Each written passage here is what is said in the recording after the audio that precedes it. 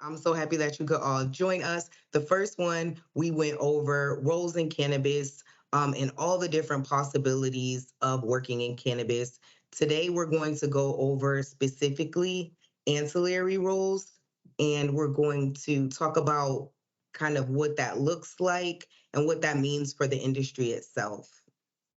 So I'm going to do an introduction. I'm going to talk about those ancillary roles, and then I'm going to tell you more about who New York State Cannabis Connect is, and then we'll give it over to Emanuela from the Borough of Manhattan Community College, and she'll talk about more about security and roles that support security and their programs that they're offering right now. So again, I thank you all for being here for this second session, and I'm going to get started. So we all know that cannabis is going to have a major impact on employment and economics in New York State. I did some research and I pulled this report that Leafly did in 2022. Leafly has an annual jobs report that they've been doing since around 2017. You guys will have access to this report. I shared the link and you will have access to this PowerPoint. In here, you can see all these different statistics about jobs, the type of jobs that will be available, and what the outlook is. And what I learned is that the jobs report found that 428,059 full-time equivalent jobs supported by legal cannabis as of January of 2022. That's how many jobs were created by this industry. And I specifically want to talk about this jobs report and ancillary roles. So, in the second year of COVID, the COVID-19 pandemic, America's cannabis industry sold nearly $25 billion in products and created more than 107,000 new jobs, right? That's enough to fill the Rose Bowl and then some. That's a 33% increase in jobs in a single year. And most of those jobs were actually ancillary jobs, right? And so ancillary jobs include things like accounting, human resources, legal affairs, regulatory compliance, security, maintenance, construction, and so much more.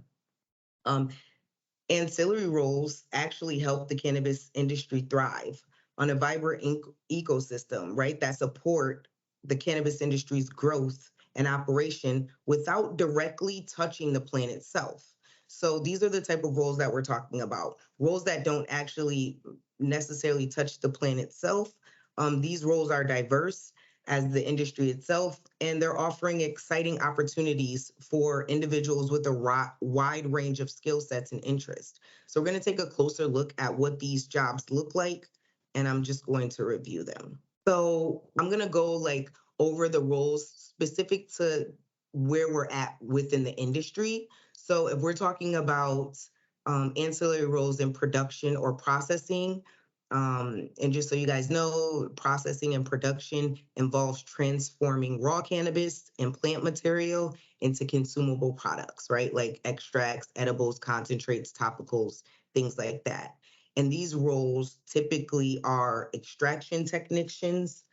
An extraction technician, they are skilled professionals who extract cannabinoids and other valuable compounds from the plant using various techniques like CO2 or solvent extraction. So they have a skill set there. Then there's also cultivation technology specialists. So these are experts in developing and implementing innovative technologies for efficient and sustainable cultivation, including hydroponics, lighting systems, and automation tools. So when you think of all the different technologies that go into uh, you know growing cannabis, you can think that someone has to create that. And these roles again are havoc, engineers, electricians.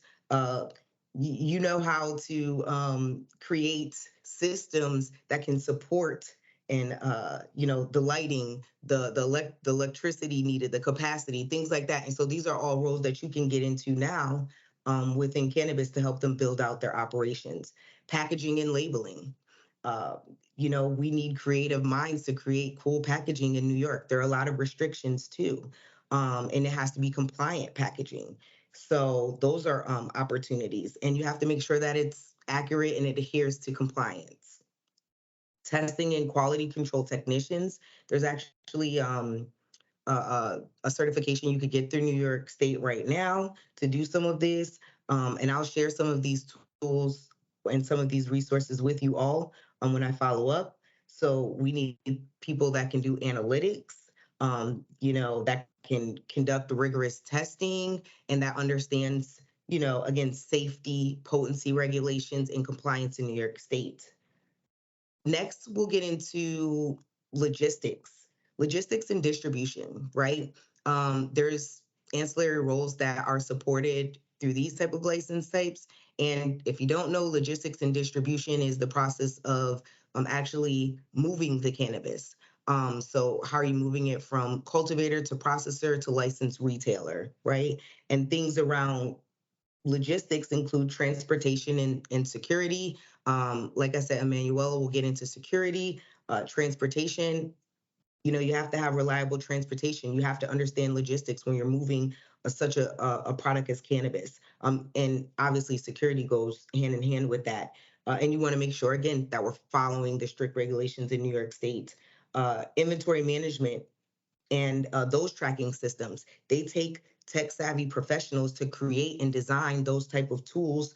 Right now a popular company is BioTrack. They've created kind of the seed to sale tracking system for New York State. So if you're looking to look into that more and jobs around that, I would implore you to search that company.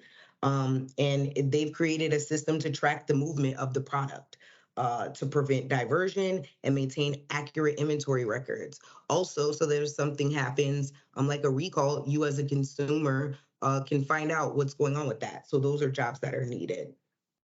Um, what else? We have warehouse and storage specialists.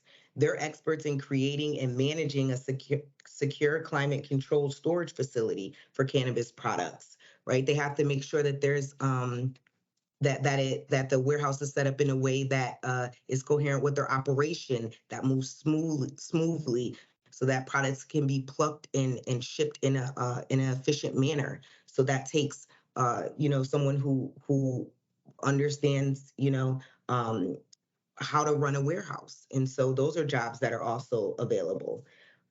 Then we're going to get into things that help support the cannabis industry. So these are business services and support. And honestly, when we're talking about ancillary roles in cannabis, the list goes on. There's so many roles. And when we get to the Q&A, I'm going to ask you guys to give me ideas of roles that you think are ancillary. So these don't necessarily touch the plant, but they support the operation of the cannabis industry.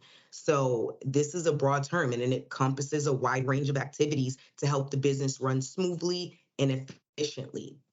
These roles include things like marketing and advertising, right? So marketing and advertisement agencies support cannabis. They're important to cannabis. They don't touch the plant. Legal and compliance consultants. They're going to be very sought after. People are getting licensing and they need people to help them stay in compliance. And there's a lot. And so to have someone dedicated to that role is going to be very important. Controllers are somewhat like a chief financial officer in a way. They do a lot of the compliance around finances and taxes and just making sure that the company is following those regulations. So that's what a controller's role is. Those are also available right now in the cannabis industry. Software developers and IT specialists. So you need to have tech-driven individuals who design and implement software solutions for point of sale systems, the inventory management, like I just said, BioTrack, data analysis, and other business needs. Data analysis is very important right now as this industry gets lifted up. We want to see the data, we want to see the numbers, we want to be able to correlate things. So that's very important. So having a reliant point of sale system as well, right? And having a reliant inventory system so you can see what's selling, what your customers like, and what they don't. All of that relies on the technology behind it. And we need individuals that have the experience and the expertise to design these programs. Also, finance and accounting services, very important. When we talk about cannabis, it's still federally illegal, which means there are a lot of restrictions when it comes to the taxes. 280E is a tax law where you can um, deduct business expenses. In cannabis, you cannot deduct business expenses on a federal level. You can on a state level. Thank you to our senators. But on a federal level, you cannot. And so you need experts that understand cannabis laws, tax laws, and regulations so that they can help you maneuver this industry. And so experienced professionals who offer that tailored financial planning, accounting, and tax services just for the cannabis industry is also so important. So if you're currently doing taxes in other industries or, just abroad and like doing them for anybody, maybe you want to start learning the cannabis industry, what tax laws are relevant, and how that works in New York. So you can now open your business up to accepting cannabis clients. And then there's the additional ancillary roles. So again, um, you have the security and the surveillance, which I'm not going to get into because we'll have BMCC speaking to that, and Emanuela. Real estate and construction. Right now, people are building their cultivation facilities.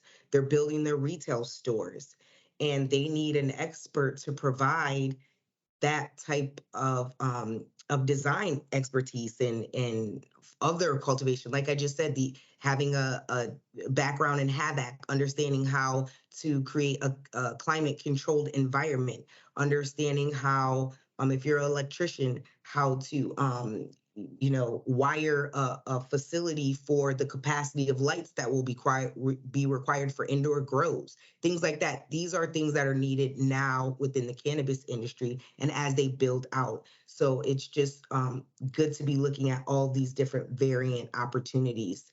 Public relations and communications, right? Um, Public relations and communications is so important, especially if you've taken a look at our advertising regulations in New York State. It's hard to advertise. This is an adult use. We use the word adult use on purpose.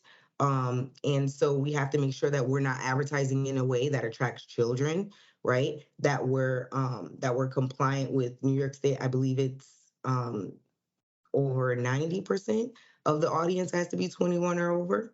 So just understanding, being strategic, communicators and managing that perception of cannabis and the image. We're dealing with the stigma of in it, cannabis. So building a positive brand awareness for cannabis businesses is important.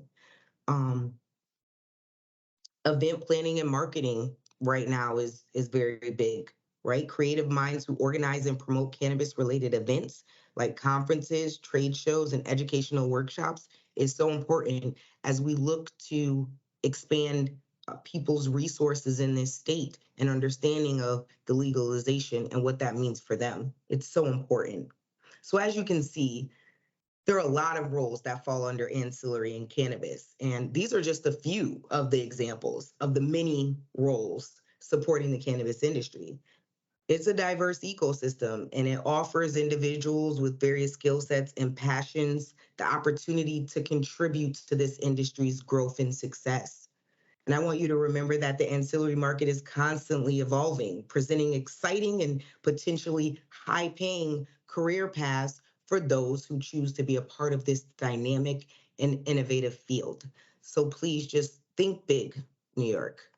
I'm going to show you a video of a role that's ancillary, that's community. It's Duran Waller. And just give me a second as I switch from my presentation to this video. I'm going to stop sharing.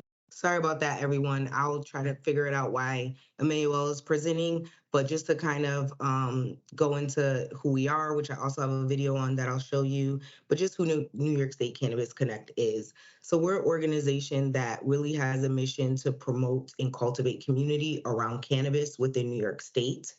We want to be able to share resources and be that, that ultimate resource for you all when you're looking at how you're navigating cannabis in New York, whether you're just a concerned community member that wants to know how it's going to affect you on a local level, on a personal level, or whether you're someone who wants to figure out your career path, and what that looks like for you because you want to enter this industry as a job seeker. We want to be here to support you. So we have tools around that, which I'll also show you. And then if you're an entrepreneur and you're looking to figure out, what resources are available, and again, what that pathway looks like for you because you want to become a licensee in this state or you want to start a business that supports cannabis, we want to be here for you. And so you can visit nyscannabisconnect.com to learn more about New York State Cannabis Connect and what's available. There you'll see we have a tool called the GRAM, which is the General Resource and Access Map. You can find a lot of resources there from your local dispensary to educational programs. So we definitely encourage you to check it out. Um, I am going to pass it to M, and then again, I'll try to get the video working and we'll see if we can get that at the end. Hi, Emanuela. Thank you so much for joining us today. Thank you. From the Borough of Manhattan Community College to talk more about your programs. We're so excited. I'm going to give you the ability to share and let me know if you need anything. Oh, I think you can right now. So you're all set. I'm going to stop sharing and pass it to you. Hi, everyone. Thank you so much, Tiffany, for that wonderful introduction. My name is Emanuela CJ. I am from the Borough of Manhattan Community College. I am our case manager and job developer. A little bit background about me. I have been working in cannabis for the past 4 years. 2 of those years are what people consider legacy. Um, Operations that were in business pre the MRTA, or the Marijuana Regulation and Taxation Act, and 2 years in ancillary services. So most of my experience in the regulated cannabis industry has been in ancillary. I've worked in consulting and advocacy, and now I'm working in workforce development here at the Borough of Manhattan Community College. But you can see when it comes to cannabis security solutions, there's a wide range of different sort of aspects that it can fall into, right? It's not just the traditional sense of thinking as a security guard agent, but we can see that lends itself into other aspects. So here you could see that there's a a line that leads to compliance and risk management. And then when we think about dispensaries and they begin to open up, compliance and risk management is actually one of the key things that is going to enable the success of many of these plan touching. But all businesses in general need to worry about compliance and risk management. The big important part in any sort of cannabis related to business is keeping your cost margins sustainable and in fact as low as possible, right? And part of that is forecasting, and compliance and risk management is part of that. And then we can also look into other things, just engineering, cybersecurity, which is a very needed and very fun and interesting industry in general, but definitely needed when it comes to the cannabis industry. We need people who are good at understanding software. We need people who understand the importance of protecting, not only from the physical standpoint when we go into the physical security and security guard services, but who understand the importance of keeping the actual financial and other important protected information properly safeguarded.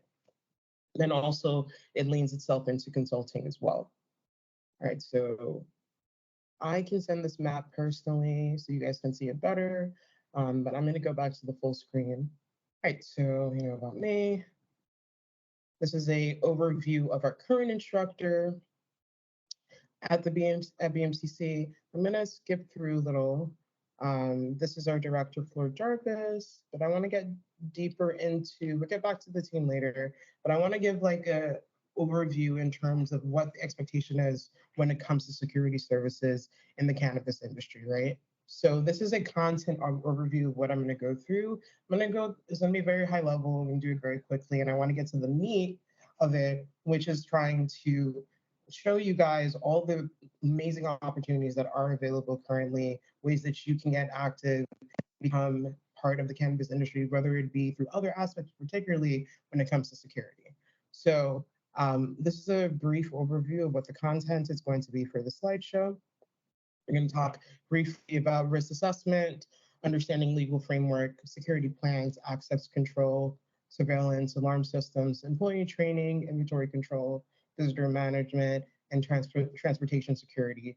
Right here, you already see by this content overview the different sorts of ways. So hopefully, this is opening your mind and the wheels are beginning to turn of different avenues in which you, as someone who's interested in the ancillary part of the cannabis industry, could get involved. So on a basic level, right? So all the dispensaries, all the plant touching, I mean, any sort of business should have this, but all dispensaries are required to have a security plan, right? And a security plan is really just about risk management, right? Having good risk management tools. So part of understanding good risk management is understanding what is required under the law, right? So, what is required under the law, what keeps you in compliance, and what keeps you and gets you operational. When it comes to security plans, it's always important to write them down, have a detailed sort of security plan, and be specific about the who, the what, where, the how, and the why. So this is just an overview from the Office of the Cannabis Management for some of you that might be interested in who have applied for a cannabis license. The deadline is going to be on the 18th. They have a due diligence and application process checklist, and part of that is the security plan. So I just highlighted some very key parts of it. You know, a security plan must include at minimum a description that measures the measures that the licensees will take to prevent unauthorized access to licensed premises, deter theft of cannabis products, prevent loitering, and ensure that individuals are engaging in activity that is expressly per the intent to be permitted within the respects of the cannabis law. You know, perimeter and door and window support, and proper safety um, safety procedures when it comes to cash storage, because as we do know, cannabis is a very cash-heavy business. And then some things about perimeter alarm, video surveillance, cameras, and a failure notification system in case there's any issues with the actual security program that you're using, at least that the user or the owner rather is aware of it through a proper notification system. And this is just a QR code for that if it wants to be directed to it. Okay, so this is just an overview of what an access control system is, surveillance and alarm system. So part of that is having an ID and card verification system for all levels of access, right? So this is for internally for employees, right? Making sure that you are having a very measured and system as to who has access to what and why they have access to it. So specifically, a manager versus a retail employee or so an owner might have different levels of access, right? So you also want the cameras to have proper lighting. And of course, you want to have a functional alarm system. So I'm gonna do a quiz really quickly. So based on the chat, let me get back into the screen. Based on what you guys think and what we've discussed so far, most thefts that cannabis shops experience are external. True or false? Let me see what's going on in the chat. It looks like most people are saying false, M. Most people are saying false, and you guys are absolutely correct. Ding, ding, ding, ding, ding, ding. Most thefts are not external, they are internal. So this is a excerpt from MJ BizCon. If anyone, or MJ Biz rather, MJ BizCon is the conference, but MJ Biz is a organization that focuses on um, cannabis business news, but also industry updates. It's really just an information and networking hub. So this excerpt reads, roughly 90% of financial product loss in the marijuana industry can be chalked up to employee theft, according to the security experts who worked within the cannabis industry. Only 10% of them are from external thefts, such as robberies, poor tracking, and poor tracking from companies, right? So that being in mind, understanding that the majority of cannabis thefts are internal, this is where employee training becomes very important. It's very important to be very clear about what your employee training is, not just who does what and what they can't do or what they not can do, but really being very clear about what your training protocols in are and what the standard operating procedures are, right? And in addition to that, in those operation procedures, it's good to have an employee log so you can track that the things that you have been projecting to do in terms of your planning stage from employee training are is actually happening operationally, and there are checks and balances, right? But the most important, at least from my perspective, is having a strong and clear company culture with model behavior. Okay, so leadership needs to be able to be very clear about what their expectations is with the company. What is the mission? You know, what are their values? And in addition to that, making sure that particularly those in leadership, from the owner to managers, are exemplifying what those values and what the mission is through model behavior. Because you want to create a situation where the employees feel deeply internally connected to your company. And that is a great barrier in terms of creating the sort of attitudes that would incentivize an employee to want to steal from you. Inventory control is obviously really important. You need to have tight control. You need to know where things are and make sure they are placed in a way that is accessible and makes sense to your operations. Tracking is important. And of course, compliant storage is very important. Certain cannabis products require certain temperatures versus others. So that's something important to keep in mind. Visitor management is important, right? What are your employee processes for visitor management? How do you screen people who come in? Is it just as simple as checking IDs and letting them in? Do you do some sort of scanning? Like, what does it look like when you let people in and out of your doors? And do you have proper visitor logs for it in case of any sort of incident? Okay. And of course, you have to have strong transportation security. You don't want to be caught lacking out there. Important to have a strong transportation company.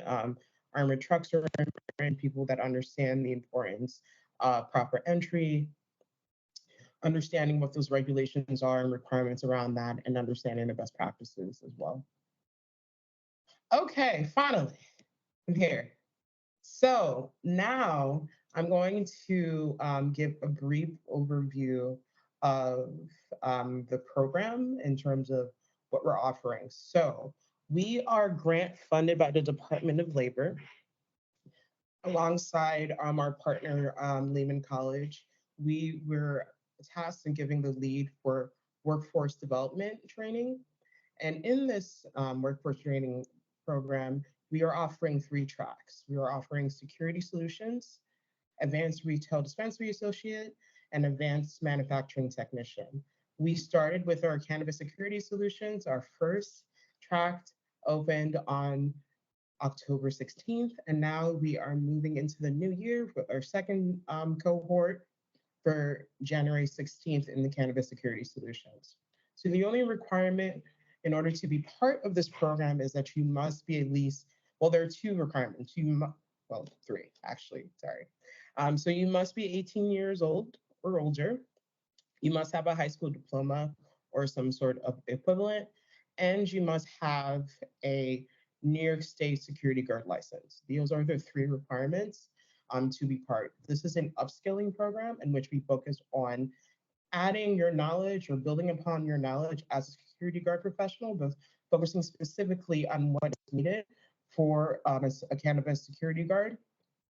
And then we offer job readiness preparations, which I will be the instructor for, where we focus on soft skill training like your ability to network, your ability to pass an interview, your understanding of the importance of being an advocate within the industry, communication styles, proper customer service techniques, just really making sure that you are well rounded overall professional. But let me go a little bit deeper. So then after, so it's 25 hours of technical training, 20 hours of job readiness, and then after you graduate, the program. It's a 90-day period in which we focus on job placement. So I go from being your instructor to your case manager slash job developer and really focus on getting you on within the cannabis industry. But the main idea, the key word is transferable skills, like Tiffany was saying in the previous series. We're focusing on enhancing transferable skills. So even if, especially because we are just starting with the market, even though things are moving very, very quickly, which I'm very excited for, focusing on building those transferable skills. So even if you are not directly working in an ancillary role within the cannabis industry, you're working within a role within an industry that does complement the cannabis industry. So when you are able to find opening that best fits you is not only as a skilled professional, but also someone who's internally connected and motivated for a job role, it will just be a seamless process, right? Because now you have a real holistic understanding of who you are and your place in the industry as a result. So this is just an overview of what is happening in the technical training. We have introduction to cannabis security, threat assessment and risk management, access control and ID verification, physical security, surveillance systems and technology, security incident responses and emergency procedures, legal and regulatory compliance, focus on collaboration and communication, and in that module, focusing on the importance of nonviolent communication and ethical standards and professionalism. So this is just a quick overview of things, an excerpt of what is in the actual course for Module 2. So risk management is one of the most important tools when it comes to security professionals, balancing the cost of security with the overall goal of producing goods, services, and profits.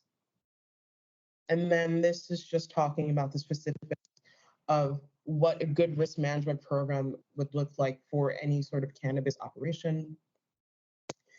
So identification of risks and specific vulnerabilities, analysis and study of these risks that includes the likelihood and degree and the danger in an event, optimization of risk management alternatives, and ongoing study of security programs, because that's really important. When we think about security plans, when we think about a plan, we always, at least from my perspective, I can't speak for everyone, we think about it like it's a piece of paper, we think about it as a preventative sort of tool, but really a good security program must be active, right? You must understand there's a difference between, like I said before, putting something down and how it manifests operationally, right? So giving that room for adjustment is very important for any threat assessment and risk management, and subsequently security plan. Okay. And this is just an overview of the job readiness training. So for Module 1, we focus on career mapping and resume introduction. Module 2, communication and customer service. Module 3, teamwork, working under pressure, and conflict resolution. Module 4, we focus on the modern professional, accountability, respect, and leadership. Module 5, acing the interview. Module 6, networking and cannabis.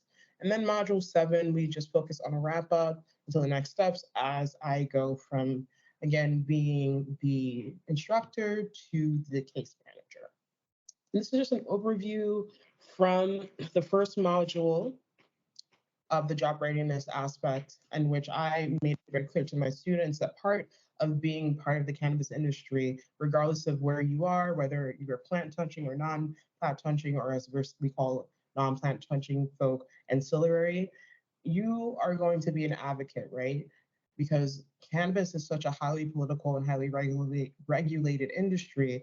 we don't have a choice, right? We have to understand the importance of being educated and also what it means to be part of this term that's a very hot button term, the war on drugs, survivors of the war on drugs, right? So when it comes to understanding what cannabis prohibition and its effects on people and members of the community who have been disproportionately impacted, we have to understand that as a security professional, that puts you at a unique position, right? So there'll be a loss of educational resources for these people in the community. So a lot of misconceptions of the nature of cannabis is federally legal and there's high business expenses. And New York State New York State by MRTA prioritize social equity, which includes minority, women, disabled, veterans, distressed farmers, and justice involved folk, those who have prior cannabis convictions. So when you, as a security professional, and the lines in which how cannabis advocacy intersects, you're going to be encountering folks who are misinformed about cannabis, who are drug war survivors, who who are educated in specific cannabis knowledge and who are passionate about social equity and justice.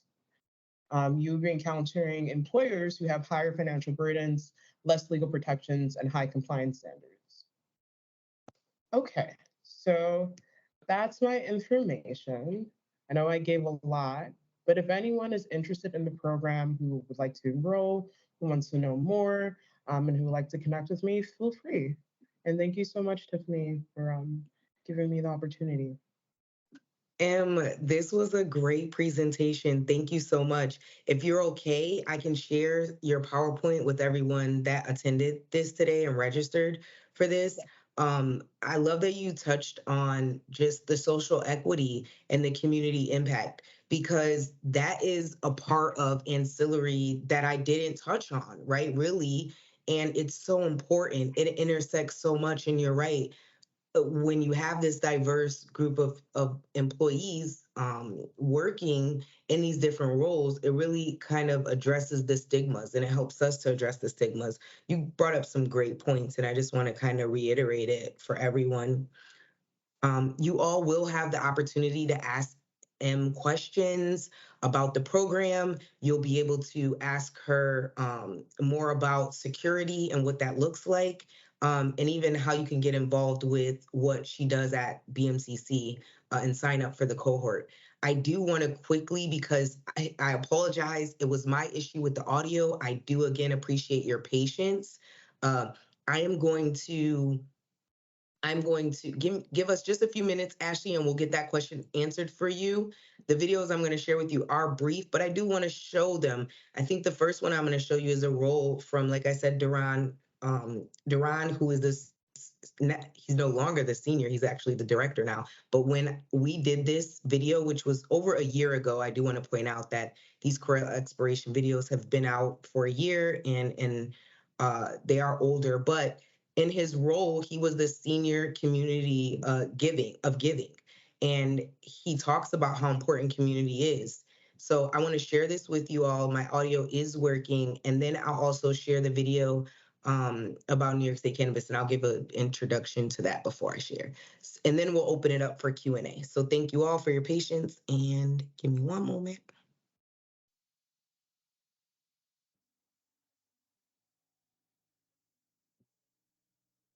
Staying steezy to me means being authentic, being true to yourself. And I get to live that every day.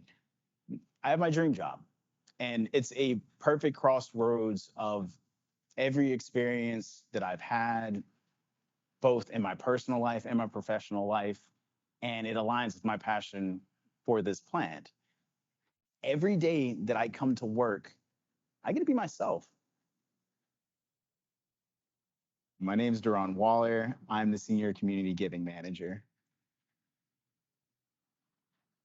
Behind our brand, folks know that we can actually come in and make neighborhoods better. We can actually come in and facilitate positive change by working with community organizations that are willing to partner with us. And that's something that I really want to make abundantly clear to anyone watching this video. If you're a nonprofit, if you're a community organization, cannabis is willing to be a partner with you. Because at the end of the day, cannabis and this magical plant that we all love and enjoy and are so passionate about, the cornerstone of that is community. So at CZ, we have a few ways that we go about our community giving and our social impact. First and foremost, our entire community giving model was developed with the intention of supporting agents of change in our community. We identify folks that are already doing the great work in the community, and we provide them with resources to help enable them to have a greater reach, to help advance their missions or help provide certain resources where they may be lacking, or at least provide either expertise, volunteers, or when it's applicable, financial resources as well to help them get to where they need to be. Every single time that we're able to do a community project or any kind of social impact initiative, we're able to demonstrate that transformative power that cannabis has to create these positive experiences. And I feel like every single time that we create those positive experiences, that helps deconstruct that negative stigma that people have about cannabis. And not only do I feel like that is our commitment to the community, but that should be our sole responsibility as a cannabis operator. And as an industry leader, I really want us to be in a position to lead by example, to show every other cannabis company that this is what we should be doing. Not because it's nice, not for the cloud, or not because it can be perceived well, because the onus is on us. If we want to destigmatize cannabis and show people that this is something good, we have to do something good.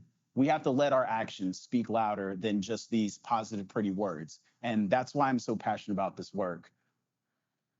Before I even came to the cannabis industry, my background was in humanitarian aid. My background was in nonprofit work. If you would have asked me years ago when I was, in the trenches building houses with affordable housing organizations, or when I was out, delivering food to people who had been without food, not just here in this country but internationally, I would have looked at you crazy if you told me that I was going to be in cannabis. Because I was like, well, how am I helping people in cannabis?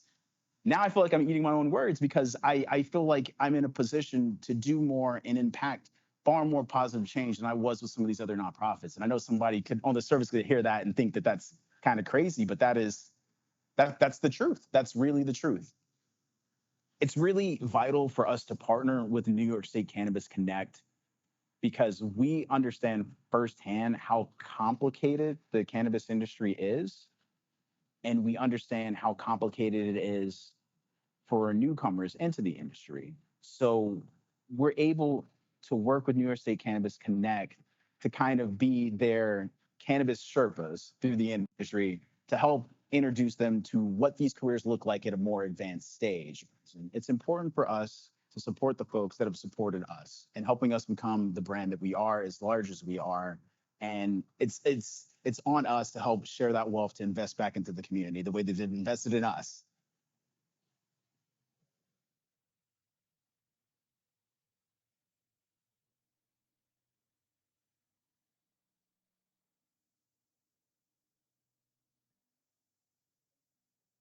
Thank you all for watching that video. Uh, I just wanted to kind of point out, Duran just made some really great points, right? He talked about how he was in, volunteerism before he worked for Steezy and the impact that he was able to create. But he really talked about the importance of that role and why we need, people who are the community to be in those roles and supporting it, because we know what the community needs. I just thought that was a powerful video. I know that it's older, but I did want you guys to kind of see what that looks like, because that is really one of the ancillary roles that are available in New York and will be so important and so vital to this industry and the future of this industry. So I wanted to share that with you. And I also want to share a quick video of one of our events that we did in Brooklyn, where you actually get to hear the feedback from our career summits and how they impact the community and small organizations that partner with us when we do them. So I'm going to take a minute to share that video with you guys, because it really encompasses who New York State Cannabis Connect is. You'll be hearing from Dr. Fuellen. And just give me one moment as I switch over the video. And then we'll open it up for Q&A, which I'm excited for you guys. And this video was from earlier this year, so just so you guys know. My name is Reginald Flueller. I'm the senior consultant for the Cannabis Social Equity Coalition. My organization is a statewide organization that focuses its advocacy work around the most harmed segment of the social equity population. It's important for me and my organization to stay connected with the community, take every opportunity to outreach to the community so that we provide the information and at the same time learn from the community so that we can be better equipped to fight on their behalf. We have been crisscrossing the state with this organization and have nothing but exemplary things to say about the work that they've done. And we encourage them to continue to do what they're doing.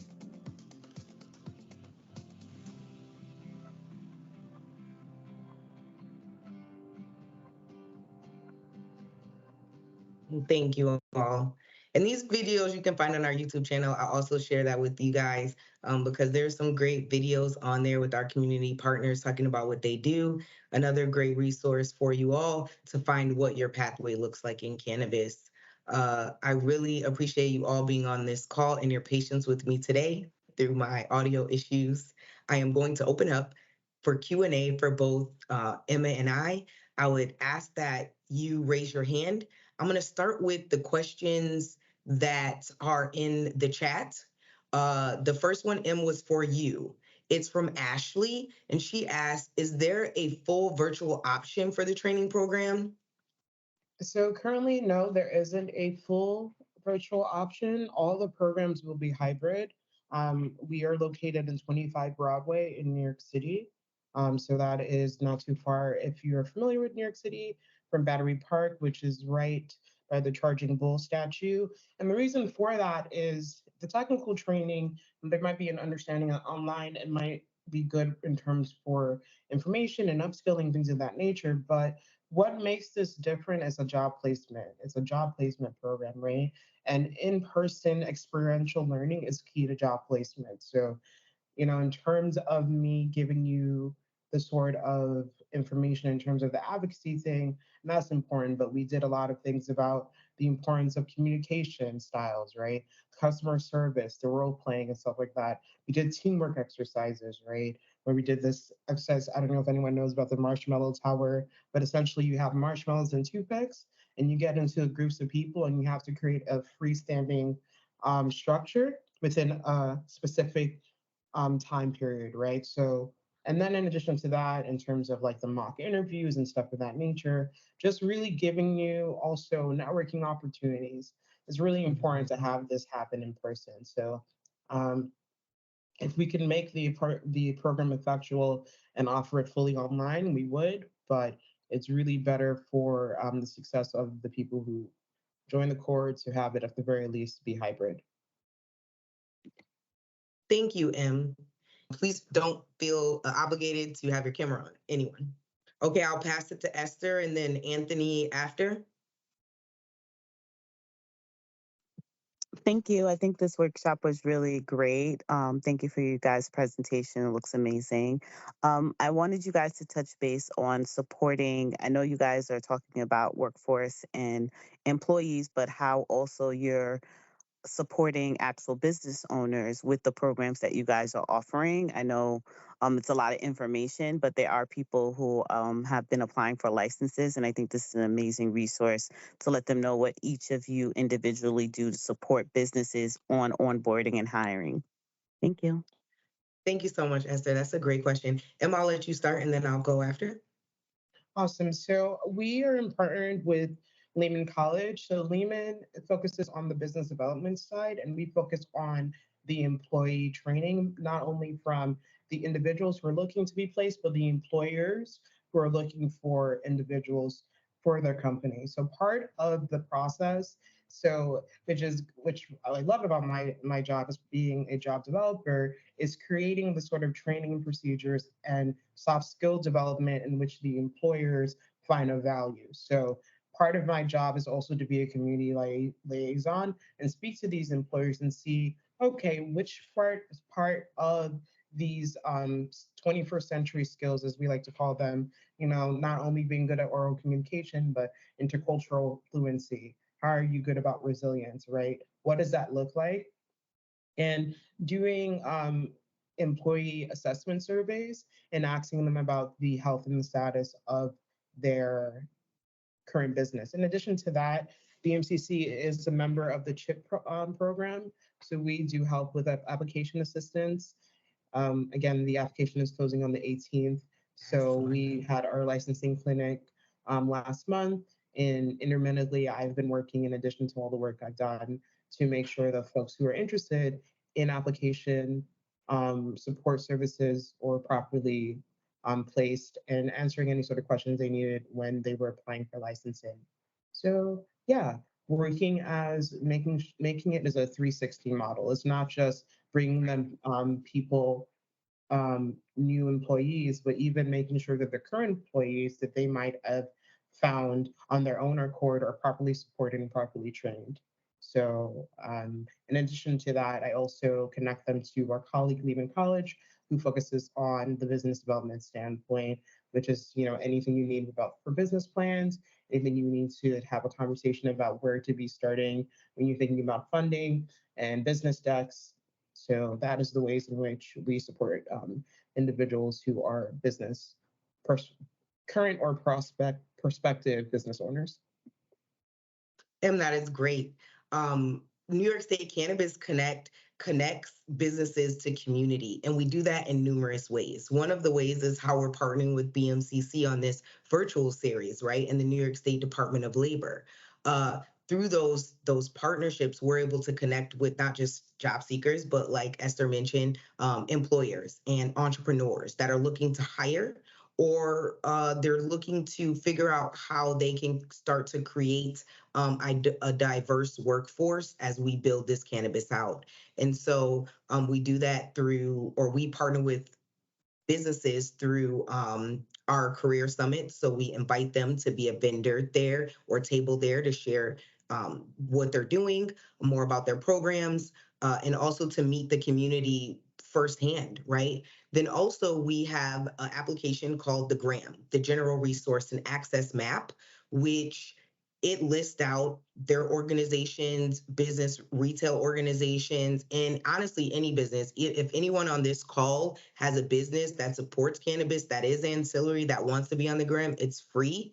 I'll drop a link in here to the form. You fill it out and you can have your business listed on there. I think that that's also been beneficial. And then through our actual website, we have tools to help employers so they can post jobs for free on our website. They can start conversations and forums with the community, and then we help them fill those positions, right? By connecting them to people like you that are looking for these specific roles. So we try to be conscious of that, and our team works on trying to place people in actual jobs because that's the goal. Like M said, is to kind of get you through, show you the pathway, but also offer you some assistance to get you in the job. And so for employers, we can help you fill those positions with community members that are looking to get in.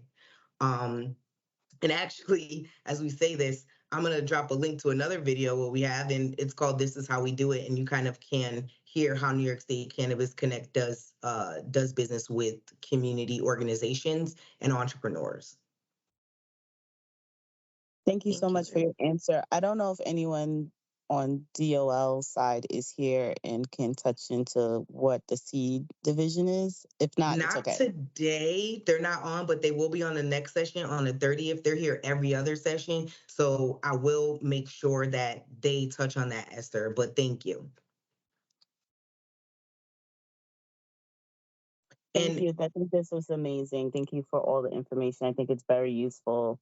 Uh, you guys did a great job. thank you so much, Esther. Anthony, if you are now able to speak, you are next. Okay.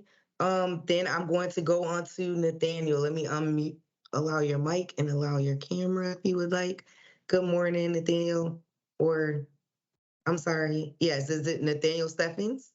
Nathaniel Stevens. Good afternoon, Oh, everybody. Stevens. Hi. It's okay. So yeah, I guess two questions. I mean, I joined the meeting late. I do apologize Okay. for that, but that's not even here or there. So the question I do want to ask you, ladies, is how soon can I sign up? Are you wanting to sign up for the security program through the Borough of Manhattan Community College? Now, I would have said yes, but considering the fact my application is actually being processed by New York State right now as we speak with my fingerprints, I'm not going to pass on that. However, once my clearance is cleared, my credentials is cleared, then I could go back and speak on that. However, though, I don't mind. Well, I am interested in doing cultivating, and or customer service. I've been told, well, from time to time again, I have to give the gab, so to speak. I don't believe so, but I believe I'm very articulated in terms of communicating with people, and I've been known to be a people's person, to say the least. Yeah, so I just want to comment really quickly about the fingerprint thing. So if you already are in the process of having your security license and you have proof of that, we can still talk. But going to your level of interest, oh, lovely to see you. So going to your level of interest in terms of customer service is a very broad, far-reaching um, category. So you could be in customer service in any sort of aspect, even from the security aspect. Actually, one of the things I tell my students is that security guards are actually one of the first customer service reps for any dispensary because they are when you go to any dispensary, the security guard is the first person that you're going to see when you give them the ID. First So line defense. I'm sorry, what did you say? First line defense, basically. Right. So that sort of interaction that the individual who's going to attend that dispensary has is going to be their first impression of how they're going to, experience the dispensary. And in addition to that, what's great about security is that there's just so many aspects in which you are able to engage in the customer service aspect as you expand upon it. So, but if you're interested in more sort of the dispensary associate aspect, we do have an upcoming cohort that is going to be starting next year, which is around the corner. So when you say customer service, I guess I'm more interested in what specifically you mean by customer Um, service. Right. I mean, honestly speaking, I'm more like a plug and play kind of person. I mean, if you want to put me in administration, if you want to put me in the front line, maybe do the back house, do the production. I mean, whatever the case may be, as long as I get the proper training and have a better understanding of what I'm going to be doing going forward with this said industry, yeah, I want all the information possible. And one other question I do want to ask you, and all this information that you provide to us, to the potential students, it's going to be free, correct? Pro bono? Yes. Yes, this is a no. If I didn't say it, I'm gonna say it again. I'm gonna say it now, but this is a no cost training program. The only Yes. cost is your time and your Excellent. effort. Okay. So Investment. we were grant funded by the Department of Labor. So part of the MRTA, the Marijuana Regulation Taxation Act, is within the law is that the law stipulates that there needs to be support services for businesses that are getting licenses or have licenses, right? So the way that Governor Hochul moved forward with that is to using a specific amount of the money mandated through the law to CUNYs and SUNYs. So the Birmingham Community College took the lead in terms of workforce training and development, and Lehman, our partner, is the lead for business development program, for business development. So we work in tandem with each other. So yeah, there's no cost. We offer upskilling, we offer job readiness, and then job placement. And how long is the program, if you don't mind me asking? So the Give me a program is 7 weeks. So 7 weeks for the training, and then there's a 90-day period for job placement. So okay. I become your case manager for a 90-day period, and with the intent to get you a job in the cannabis industry. And thankfully, everybody in the team are people who are deeply connected within cannabis. So I know if I can't find you a job, I don't know who will find you a job. What I'm saying. We're getting you placed. And I'm very interested. Sign me up. I just don't know where I can sign up.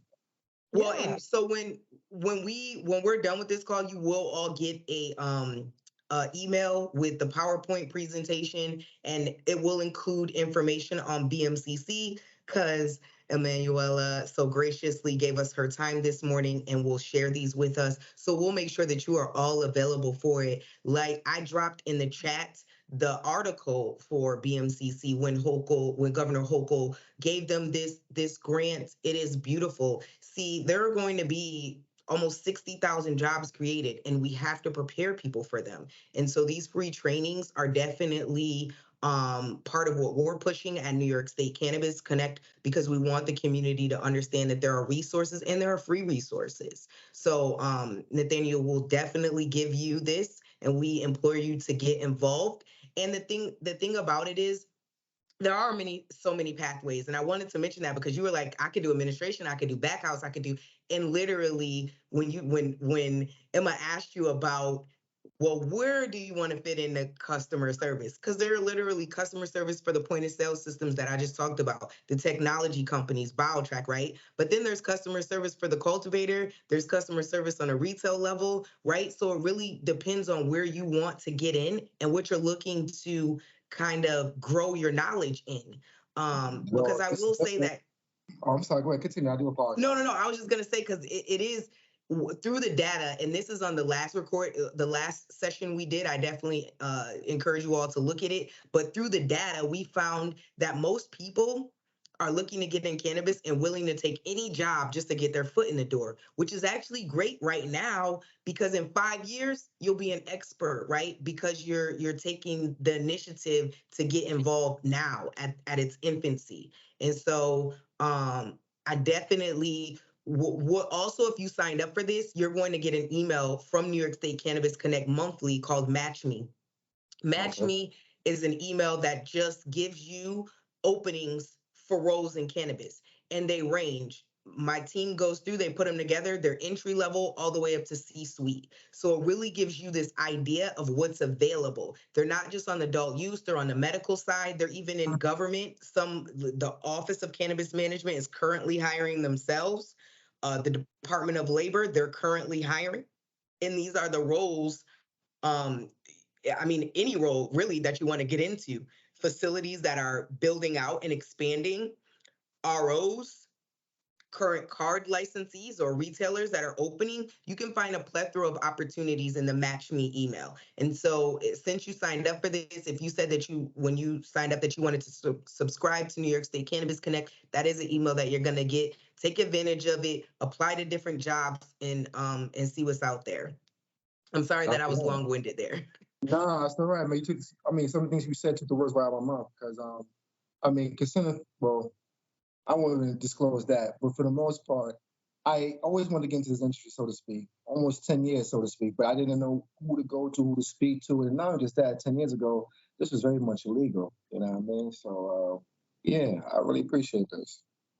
Anthony, you're the reason why we do these events. We want to make sure that you have the support and that you I'm not understand the Anthony. opportunities available. Anthony. So thank you. Who's Anthony? I mean, Nathaniel, I'm sorry. I'm sorry. Yeah, I'm just I'm messing. sorry, Nathaniel. That's all good. It's all good. It's all good. Thank you. Yes, of course. And I said Anthony because he is up next to ask the question. So I apologize, Nathaniel. Anthony. Okay, I still think maybe he's having an issue. Okay, so we're gonna move on to Ashley. Ashley, give me one moment and you should be able to speak. There you go. You should now be able to speak, Ashley. Okay. Hey, good day, everyone. Good day. I'm in Western New York, and I see that most of the class offerings, especially for BMCC, is hybrid or in person. I was wondering, do you know any more resources for New York State? That could be more local in my area. I'm around the Rochester Buffalo area. So there are offerings. I believe there in Buffalo they have offerings, and the Niagara Community College has offerings. I'll share some of those with you. Ashley, if you drop your email address in the chat, I will email you some programs. Syracuse has a university has a program. And it kind of depends on what you want to do, but I can share some of those different community colleges because, like Emma said, the governor actually gave a few community colleges this grant money around the state, and so there aren't just in the city. I love that you pointed that out. Actually, I'm actually in Rochester, New York, so I am upstate with you, and I will give you some of those resources so that you can connect. Okay, me too, actually, Tiffany. Awesome, So beautiful. another question I have is like, Yep. I'm currently in work. Like what I do, I work with a lot of organizations for urban agriculture, and I'm also a certified beekeeper. And I was wondering, like, is there like any, like maybe I was thinking like with extraction or like would that ever be something that would be intertwined these two fields? Like, Um, so it's I think so. I think that one, I think that there will eventually be cannabis infused honey through mhm. bees actually taking, the pollen from the cannabis plant directly. I've heard things There about they this, so be. that's Sorry to interesting. cut you off. There are people who are building or have like infused or CBD infused honeys. So that is a lane. Sorry to cut you off, Tiffany, because I know the answer. No, But I they love do. that. No, they do have infused. I know people who have infused honey. It hasn't really been on our side. A lot of Native American reservations are cultivating and doing those type of things, which doesn't fall into the federal or state guidelines within our area. But I have seen those type of products being made in extractions and maybe formulations. Just so you know, So those kind of products would be really good. The auxiliary part of it is those products are really good for people who have, like, say for instance, lupus, or have epilepsy and stuff, and they can't really smoke, and they still need those type of services, not services, type of items, because they are in hospital settings. so I'm wondering, is that through extraction or through cultivation, as you were touching on, Tiffany? I, Like I that mix. think I think that it would be through well, some through cultivation, but also through extraction. But as I'm talking to you, are you familiar with Dr. Brandy Young? I am not. No. Okay, she actually is the first Black woman, a license with a lab in New York State, actually the nation, but also in our state. And she's local to Rochester, New York. So I want to put you in touch with her because she has opportunities, one. And I think that that would be a great start for you, because it seems like that's down your alley, like learning that and more about kind of what that looks like, and Oh, I maybe would even love. seeing it in action. Yes, okay. Plug me in, please. Yes, I just wrote down your email address and I will definitely follow up with you, Ashley, and make a virtual introduction. And we can go down there and meet her and talk about some fields. That would be awesome. Okay, thank you, Tiffany. I'll be looking forward to it. Yes, thank you, Ashley, for attending today. I really appreciate it. I also want to say, Jermaine Smokes, I have your email address and I will also send you some information about that as well. Oh, Leslie as well. Leslie, do you have an email address? And I am going to open it back up. Anthony wanted to say, sorry, okay. Does the program grant leeway for people who are currently employed and may have scheduling complications for the in-person classes? So that is a great question. So the program, so I work with the adult the continuing education part of BMCC. So BMC has multiple like campuses, and this is focusing on folk who are tend to what they call um, non-traditional learners. So non-traditional learners tend to be adult learners who tend to have full-time jobs or children or things of that nature. So that being keeping that in mind, our courses are evening courses, so they're from 6 to 9 p.m. So that Okay. that assumes that there be a 9 to 5. You have a 9 to 5, and not everyone has 9 to 5s. We also have absence allowances that we have for the students. But at this point, Really, what we want to be able to do is structure the cohort in which everyone is getting the full what's the word I'm looking for? The full offering, right? So even though we understand that people have work and things of that nature, we do need you to be there and then be there as much as possible so you get the full holistic training. So we do make sure that it is evening courses. And in the next cohort, based on what we do in the initial recruitment stage and like the outreach stage, we can talk about potentially having availability on the weekend. Thank you, Emma, for that. I also want to say that I did see earlier, I believe Ashley asked about if you get paid during the program. And I kind of know the answer to that, but I wanted you to talk more about the benefits that you allow with or that you guys provide by attending the program, right? So if you Yeah, could go into so that. the program, you do not get paid in the program, but like I said, because it's a job placement program, the intention is for you to be gainfully employed, right? So it is a pathway into payment, right? In addition to that, we are offering you experiential learning, meaning, just last week we had a networking event where I had my students. Actually, my students met Tiffany last week, and they were able to meet one all of the I would say most of the influential people in cannabis in New York City in real time and make actual networking connections. So no, there's no actual, like, if the question is a stipend, there's no stipend for attendance. However, there is opportunity, right? And that has its value. Um, so yes, Thank you, hopefully Emma. that answers the question. Yeah, it's really an investment in yourself, because normally colleges do charge, even if it's one course, and it can be anywhere from $400 to $1,300, depending on the type of course you take, right? And so I do want to say it is an investment in yourself. We only have a few more minutes, but I am going to get to these last questions. Anthony's next question was, how can I help create cannabis education events and help residents get certified for employment in my communities? Can your organizations partner with individuals for this type of initiative? Anthony, we do partner with organizations and individuals to help bring resources and free resources to their community.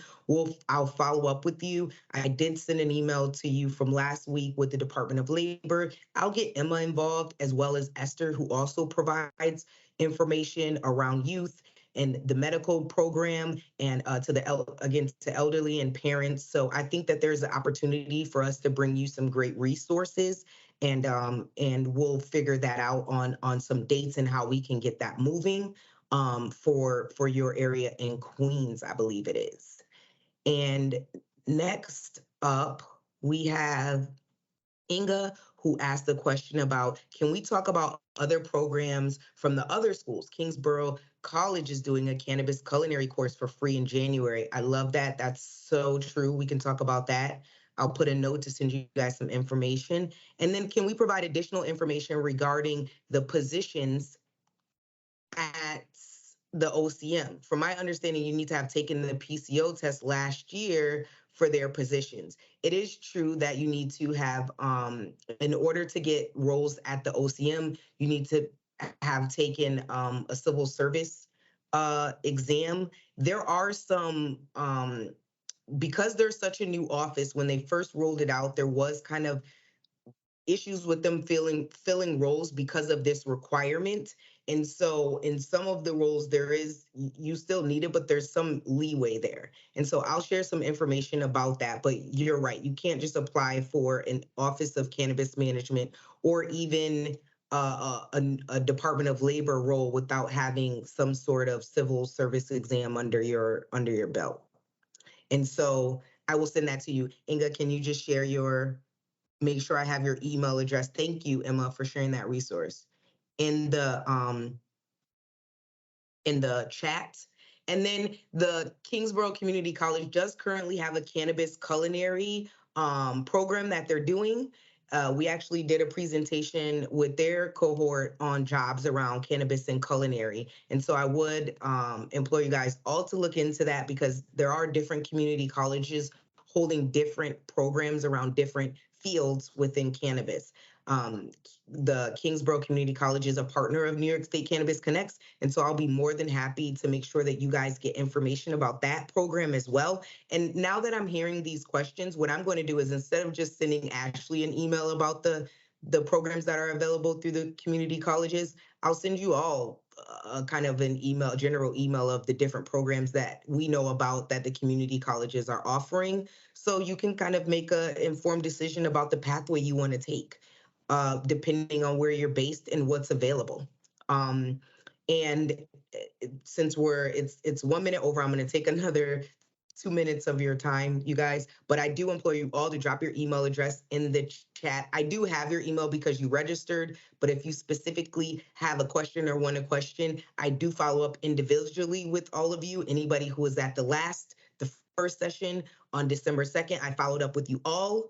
And if you have any further inquiries, please respond back to that email, and I'll continue to provide resources. I would say, Emma, did you have anything you wanted to add? No, I posted a link to the Department of Labor. They list all the cannabis education initiatives, or at least it should have all the cannabis education initiatives from the SUNY and the CUNY aspects. I'm really excited to connect with you guys. If you need anything, if you just want to like chat me up and pick my brain a little bit, here is my email, my professional email, and let me just put this in the chat. And also, here is my professional business number. So if you want to text me really quickly and just get in contact with me, you have any questions, feel free. I'm pretty busy, but I'm also super passionate about cannabis. And I want to make sure that the communities that are most affected by cannabis prohibition are get the resources that are available because we know when these resources are not known to the community, that makes it harder and harder for us to get funding for them. So it's very important for me as an advocate and also someone who works in Ancillary to make sure that I'm able to, um, you know, give to the community. So thank you so much, Tiffany, for giving me the opportunity. Thank you, Em. And we share that sentiment, right? I think we're both community advocates first. So the same what Em said, I second that. If you guys want to reach out, you guys can. I'm going to give Esther the opportunity to add anything because she's a valuable resource as well. Esther, if you kind of want to do an introduction and add anything, because I didn't let you kind of introduce yourself, but just so people know who you are in this chat. Well, thank you. He put me on the spot. um, I'm Esther Liliev. I'm one of the two co-founders of Cultivated Community Foundation with Leo Jimenez. We've actually been doing cannabis education within the schools, within our aging communities, with community boards, and partnering with cannabis, New York State Cannabis Connect. In addition, partnering with legislators, state and citywide, uh, doing the education around the community, finding and making sure that people know where the resources are. I am one of the chip tap people who've been helping. We know outside of the application, there's a plethora of things as far as like compliance, HR, networking, and understanding the different landscapes and the transferable skills that are going in there. When I do these events, a lot of people are like, I don't have skills that are going to do it. And you do. You'll be surprised when you look at your Rolodex. I give an easy example: inventory management. Who would you hire? And I tell people grocery store workers. And they were like, what do you mean? I worked in a very well known grocery store, Fairway Market, that's no longer on.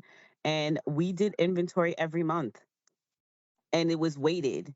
So when we're talking about transferable skills and products, cannabis is a weighted product. They're SKUs. These are weighted. Having inventory management, risk management, loss prevention is another thing as well. Mhm. Working and owning a CVS, managing a CVS and a Rite Aid before, in my experience, these are all the things that you're going to need as far as workforce, or you already probably have the skills that can transfer right into another role.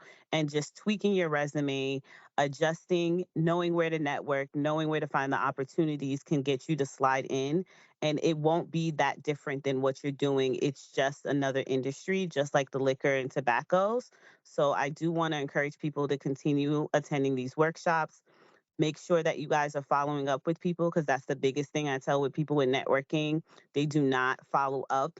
And maintaining relationships are going to be pivotal, because when we start looking at cannabis, we're talking about New York State, who is going to be the biggest in the country. Uh, but there are going to be other states and other opportunities as well as this thing develops. So the skills that you learn now don't have to just stay here. They will go across the nation and maybe into different countries. We know that cannabis is opening up in different countries and different opportunities. So take all these free resources, and I have to really stress the free part. Okay, The let me talk free. to you guys. Let me put the accent on. It's the free resources, and we have a tendency in different communities, when we see something free, we think it does not come with quality. Okay, it is quality stuff. I've gone through the programs. I'm actually one of the board members with Tiffany for the Kingsborough program.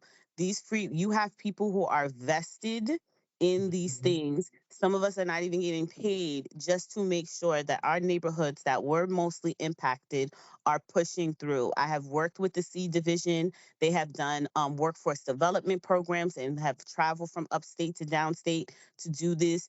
You're not going to see this happen in a lot of other states the way New No. York State rolled it out.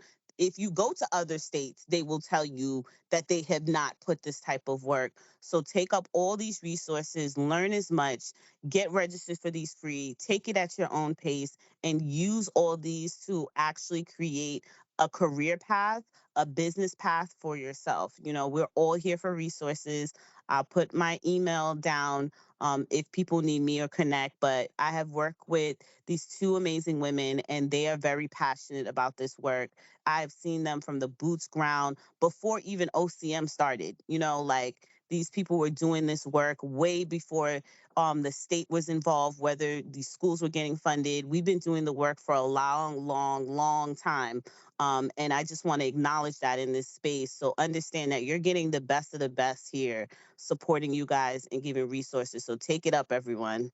Sorry, I felt Thank like I you was so. preaching a little bit, but I have to let Hey, we you, here for it. Church on Saturday. I'm here for it. No, Esther is right, you guys. Thank you so much. I have just a few reminders. One, I'm just on the heels of Esther, just so y'all know. In this Leafly report, you guys are gonna see this. But orange juice from 2020 to 2021 made $10 billion.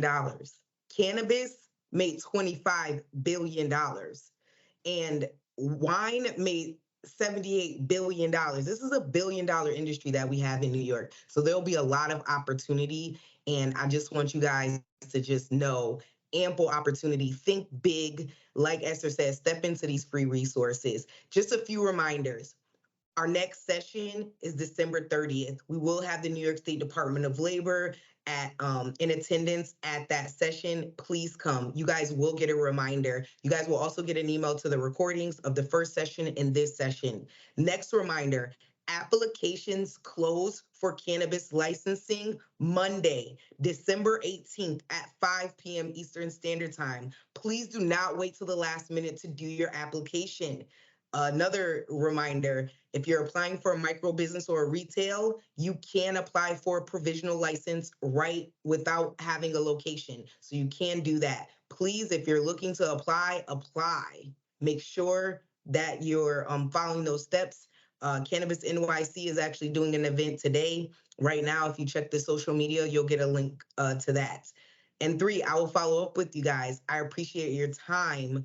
Thank you so much for joining us this Saturday. I do apologize that we went a little bit over. I do appreciate all of you staying till the end, and we'll be. Let me see what's up next. What is our next? sorry, our next week, December 30th, we'll be talking about transferable skills. So we're really going to lean into those transferable skills and how you can apply them to the cannabis industry. These next 3 sessions are really getting into how you're going to apply and gain that employment. So I want you to attend. We've talked about the careers. Now we're going to talk about your skill sets and how you can apply them to gaining that cannabis job. Thank you, everyone. Enjoy your Saturdays, and until our next Thank session you. on Thank December you. 30th. Thank you. Thank you. Take care, everybody.